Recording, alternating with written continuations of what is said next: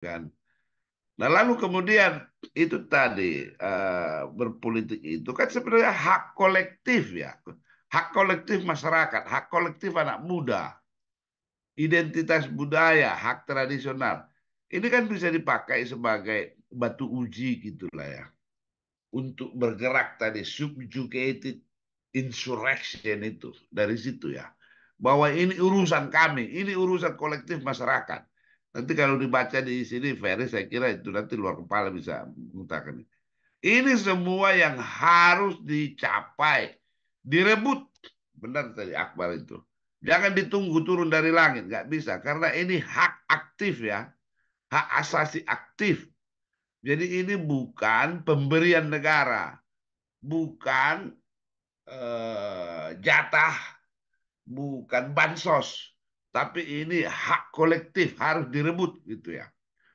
Memang di sebelahnya ada politik uang dan politik membunuh partai sebenarnya. Di dalam buku saya yang 2018 itu saya udah kasih sama si apa itu kemarin si Satria itu eh, apanya itu yang e-booknya.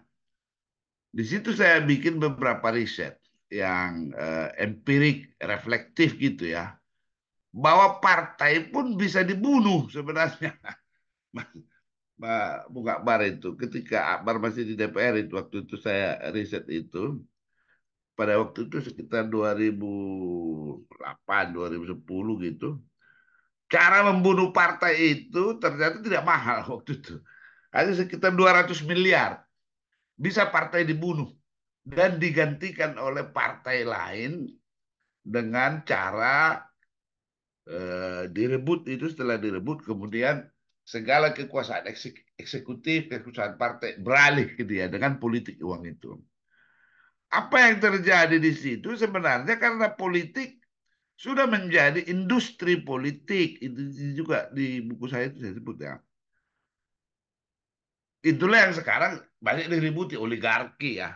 Bahkan yang terakhir ini demokrasi numerik ya, angka-angka ya.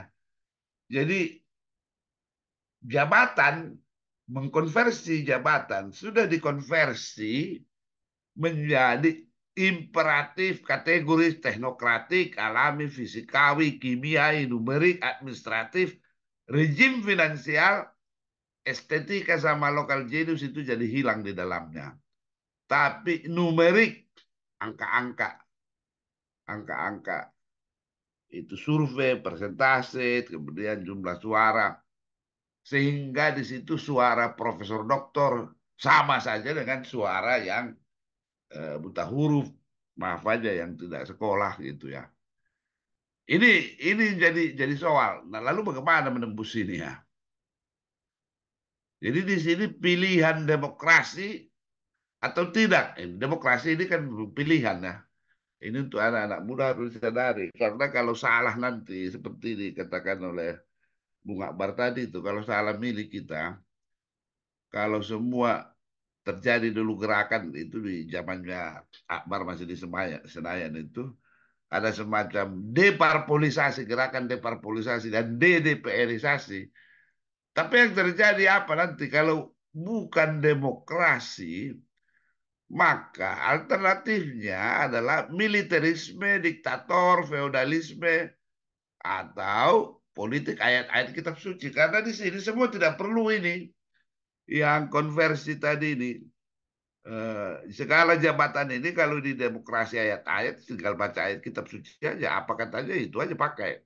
Kalau diktator tidak ada di situ pemilihan-pemilihan segala macam. Ikuti saja apa maunya gitu ya.